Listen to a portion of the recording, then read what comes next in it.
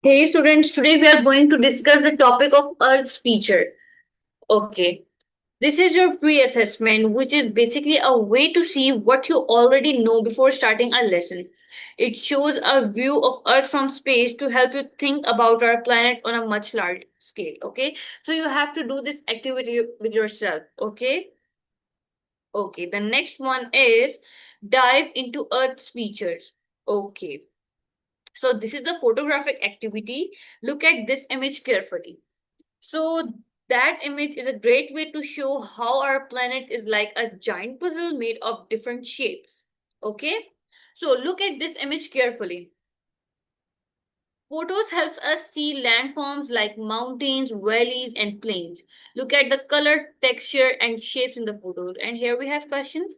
Can you identify rivers, mountains, valleys, or lakes in this image? Okay. These are mountains. These are the tall, rocky peaks in the background. They reach high into the sky and often have steep sides. So, these are mountains. Okay, look at this.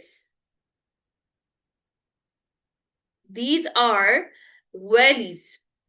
Okay, look at the low areas between the mountains. A valley is a V or U shaped land that sits between hills or mountain ranges.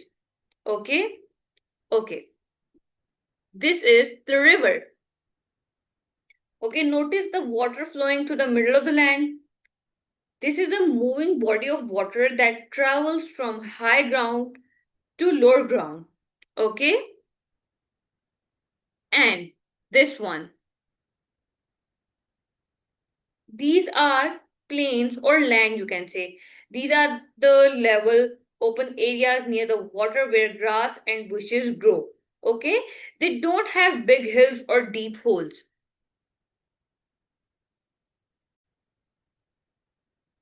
So the next one is topographic maps. These are the special maps that shows the ups and downs of the lands on a flat piece of paper. Okay, so look at this. These brown lines are the contour line. These are the wavy lines you see all over the map. They show elevation, okay, which is just a fancy word for how high the land is above sea level. Okay, so these are contour lines. So, okay, the next one is symbols, represent rivers, roads, and peaks. Symbols, you can say that just like a regular map, these small drawings stands for things like roads, rivers, and mountains and peaks. Okay? And color. Green for lowlands and brown for mountains. Okay? Green usually means lower, flatter lands, and brown often represents higher areas like mountains. Okay? So here we have big questions. What do the close contour lines tell us about the terrain? Okay, think of it like stairs. If the lines are very close together, it means you are going up very quickly. Okay, so closing lines is equal to steep land. If the lines are packed together, the land is very steep, like a cliff or a sharp mountains. Whereas if there's a lot of space between the lines, the land is flat or has a very gentle slope. Okay?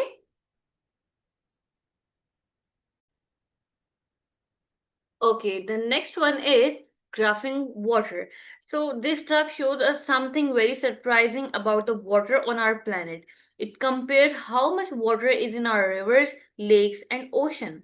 Okay? So, reading the graph, look at this blue bar. This bar is huge. It shows that 97.5% of all the water on Earth is in the oceans. Okay? And look at those tiny marks. This and this. Look closely. The amount for rivers 0.006% and lakes 0.003%. 0.13% are so small that you can barely see a bar at all. Okay? So, why oceans hold the majority of Earth's water? Okay. First, we have many reasons for this question. So the first one is size and depth. Oceans are massive and cover about 71% of the Earth's surface. They are also incredibly deep. Some parts are miles deep. Okay? And the second one is gravity. Water always flows downhill. Over millions of years, rain and melting ice flows into rivers, which eventually dump all that water into the lowest point on Earth, which is the ocean basins. Okay?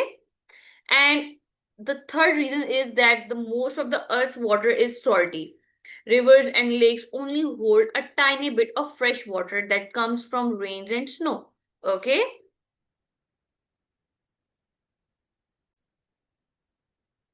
Okay, this slide is basically about satellite exploration, which means using cameras in space to look down at Earth. Okay, it shows a high up view of a massive mountain range and a large glaciers flowing through it. Okay, so you can say that satellites are like giant flying cameras because they are so high up they can see things that are too big to see from the ground. Okay, so find a famous mountain range and share its name and location. Okay, this is your task. And why we use satellite for this? Because it's hard to climb every mountain to measure, but a satellite can see them all in 1 second. Okay, and scientists use these space photos to see if the snow on top of mountain is melting over time. Okay.